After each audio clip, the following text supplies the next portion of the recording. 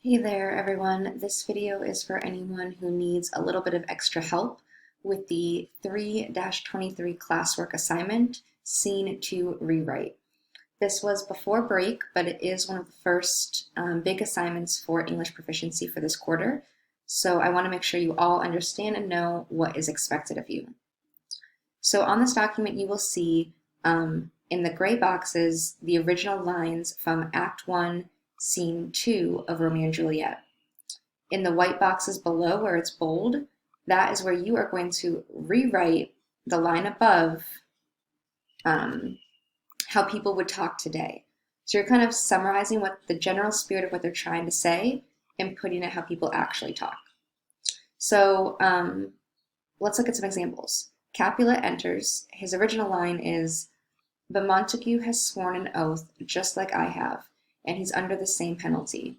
I don't think it will be hard for men as old as we are to keep the peace." Instead of saying that, you can say, "Yeah, but old head Montague swore he wouldn't start anything, or else we'd both be in trouble. I don't think it'll be hard to keep things chill."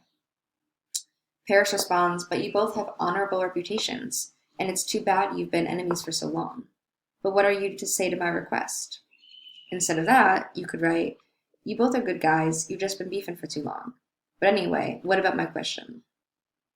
And the last one, he says, "I can only repeat what I've said before. My daughter is still very young. She's not even 14 years old.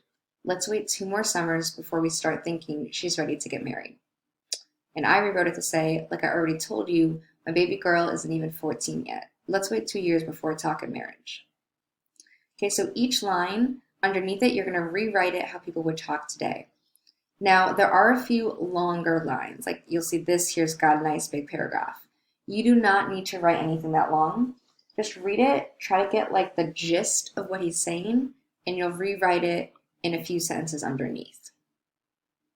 Okay, so a few things I want to point out.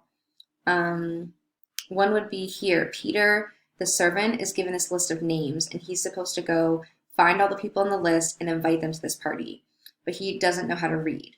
So he says things like, "It is written that shoemakers and tailors should play with each other's tools, that fishermen should play with paints, and painters should play with fishing nets.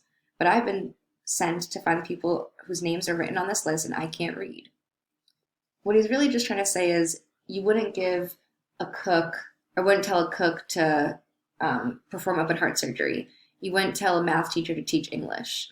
Like you wouldn't tell someone who's not their job to do something that doesn't make sense for them. So really you're just finding a different way to say that. You do not need to say all this stuff about painters and fishermen and stuff. So everything else, you're just going to keep summarizing. What are they basically trying to say? And then here, Romeo reads off the list of names, and instead of copying all this, just give a list of more modern names. So one of my students said something like, like Young Bull and his wife and daughters, like Mr. Johnson and his beautiful girls,